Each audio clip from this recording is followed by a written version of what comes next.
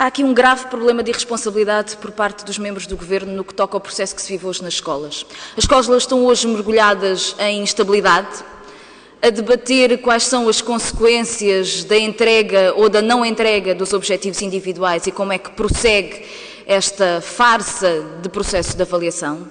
Isto em nada vai melhorar aquilo que é a qualidade das práticas educativas que existem na escola. E a Sra. Ministra e os Srs. Secretários de Estado continuam a dar a mesma resposta, que é uma resposta absolutamente irresponsável. Dizer que está tudo na lei não é verdade. E os senhores, a Sra. Ministra e os Srs. Secretários de Estado já devem ter compreendido que hoje nas escolas os presidentes dos conselhos executivos têm medo de cometer ilegalidades, exatamente porque a legislação do Ministério da Educação não é clara, as orientações que são dadas pela DGRE são contraditórias com aquilo que são as afirmações da Sra. Ministra, está tudo enormemente emaranhado e os senhores membros do Governo continuam olimpicamente serenos no meio de toda esta confusão. Eu gostava de perguntar à Sra. Ministra se a Sra. Ministra sabe de um caso que chegou à atenção do grupo parlamentar do Bloco de Esquerda, de professores que nas escolas estão a ser avaliados segundo um documento que se chama as 96 condutas. As 96 condutas foram elaboradas pelo Dr. Jorge Fatal, do INA, e tem aspectos de avaliação de desempenho tão interessantes como não gerar mau ambiente no local de trabalho, manter a confidencialidade e descrição perante determinadas situações, não se percebe bem quais, assiste a eventos desenvolvidos por qualquer tipo de entidade, disponibiliza-se para atividades que ultrapassam as suas obrigações horárias.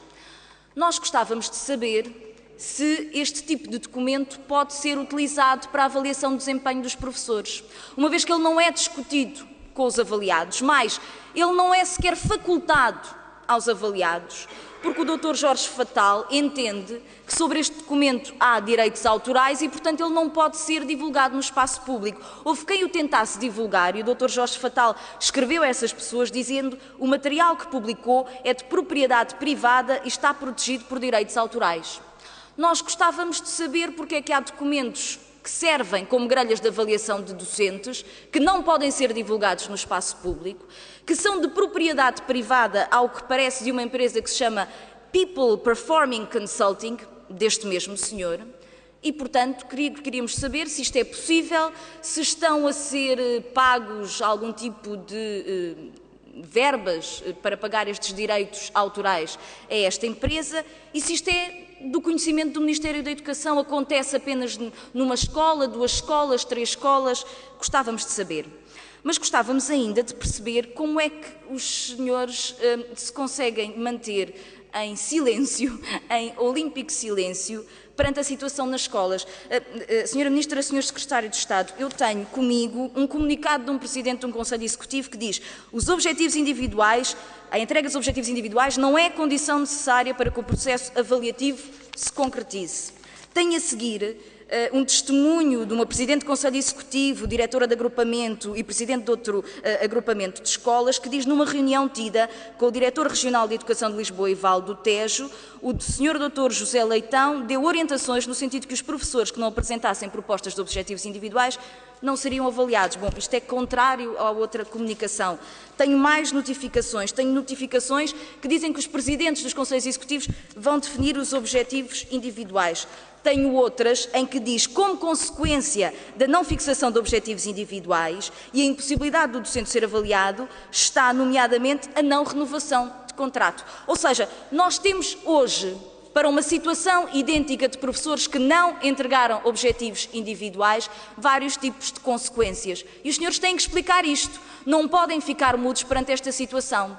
Como têm que explicar que, quando incluíram os critérios de avaliação no concurso de professores, há hoje situações em que professores que foram equiparados a titulares para funções de avaliado estão a concorrer para as mesmas vagas das pessoas que vão avaliar. E, portanto, ficam naquela situação de que a própria avaliação que eles vão dar vai contar para aquilo que é a graduação de candidatos que estão em concorrência direta com esses professores que estão a avaliar. Os senhores têm que explicar porque é que coordenadores, avaliadores e direção podem ter acesso às cotas de excelente e de muito bom sem observação de aulas, enquanto para os outros professores tem que haver observação de aulas para ter acesso a estas cotas.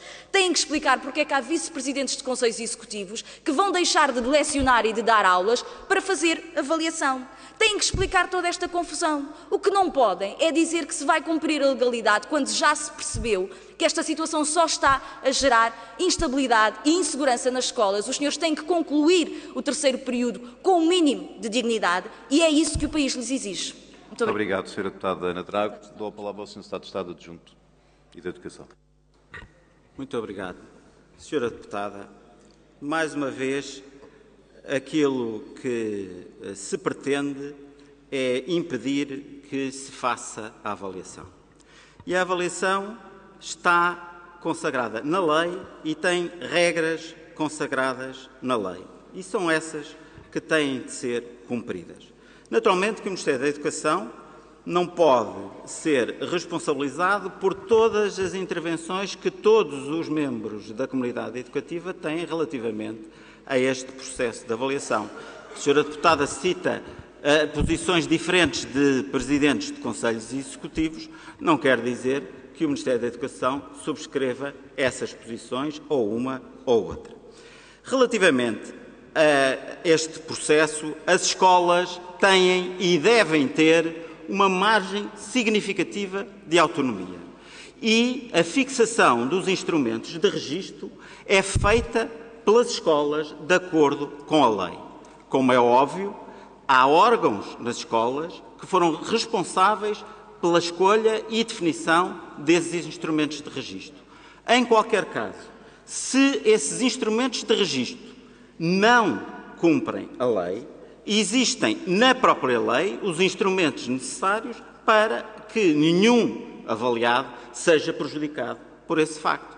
E isto é aquilo que tem de verificar-se. Existem instâncias de fiscalização, a Inspeção-Geral da Educação, o Conselho Científico para a Avaliação de Professores, que podem intervir nesse processo e existem instâncias de reclamação e recurso no processo de avaliação.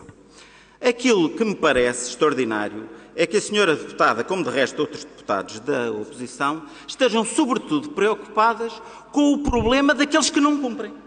O problema daqueles que não cumprem. O que é que, coitadinhos, acontece àqueles que não cumprem? Porque é que o Ministério não trata deste problema daqueles que não cumprem? Eles não fizeram nada para ser prejudicados. Não fizeram nada para ser prejudicados. Portanto, o Ministério tem de dizer que não lhes acontece nada. Não, senhora deputada. Não, senhora deputada. Há regras que a lei prevê. E as regras que a lei prevê são que, sem avaliação, não há progressão e o tempo não releva para efeitos de concurso. E não é possível haver avaliação sem fixação de objetivos individuais, como é claríssimo para a autoavaliação, para a avaliação funcional. Não é possível haver avaliação sem fixação de objetivos individuais. E, portanto, aqueles que renunciam conscientemente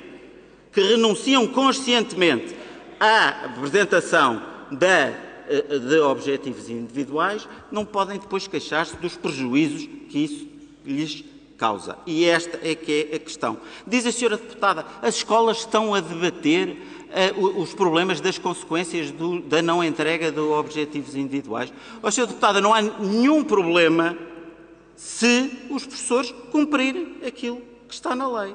E, portanto, se há instabilidade porque não se quer cumprir a lei, senhora deputada, não é aceitável. E não é aceitável que os senhores deputados continuem, como fizeram, até esgotarem todas as maneiras legais de tentar alterar e bloquear o processo de avaliação, continuem a alimentar a ideia de que ainda este ano letivo é possível alterar o processo de avaliação.